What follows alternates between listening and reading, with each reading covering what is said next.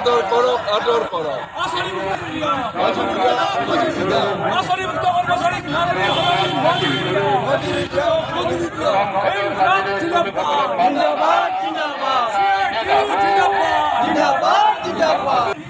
মাননীয় হয় মজুরি দিয়া মাননীয় হয় মজুরি দিয়া ইনকলাব জিন্দাবাদ জিন্দাবাদ সিয়াজুর পতাকার তলে সকল শ্রমিক এক হোক ইনকলাব জিন্দাবাদ আজি CITUৰ নেতৃত্বত গোটেই অসমৰ প্ৰতিখন জিলাতে শ্ৰম বিষয়াৰ জৰিয়তে অসমৰ শ্ৰম মন্ত্ৰীলৈ এখন স্মাৰক পত্ৰ দিয়া হ'ব।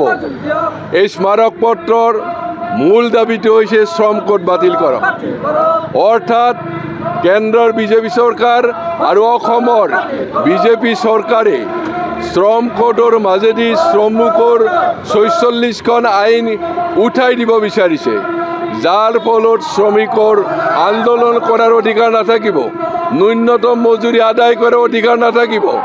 অৰ্থাৎ এইখন চৰকাৰ হৈছে শ্ৰমিক বিৰোধী চৰকাৰ, কৃষক বিৰোধী চৰকাৰ। এইকাৰণে আমি CITUৱে আমি সকীয়াই দিছোঁ যে এই বিজেপি চৰকাৰে অনতিপলমে শ্ৰম কোড বাতিল কৰক, নহ'লে 2026 চনৰ নিৰ্বাচনক সমস্ত শ্ৰমিক কৃষকে বিজেপি চৰকাৰৰ বিৰুদ্ধে ভোট দিবলৈ বাধ্য হ'ব। লগতে ৰাজহুৱা সম্পত্তি এটা এটাকৈ নাইকিয়া কৰিব ধৰিছে। লগতে আমাৰ যিসমূহ অংগনবাড়ী কৰ্মী, মধ্যাহ্ন ভোজন, ৰন্ধন কৰ্মচাৰী, চিয়াৰুকে ধৰি ন্যূনতম মজুৰি এতিয়ালৈকে ঘোষণা কৰা নাই। আমি দাবী কৰিছোঁ মানুহ হিচাপে বাচি থকালৈ মিনিমাম 26,000 টকা আদায় দিয়ক, নহ'লে তোমালোকে গা দিয়ে এৰাও। এয়ে আমাৰ হৈছে আজিৰ সংগ্ৰামৰ মুখ্য দাবী।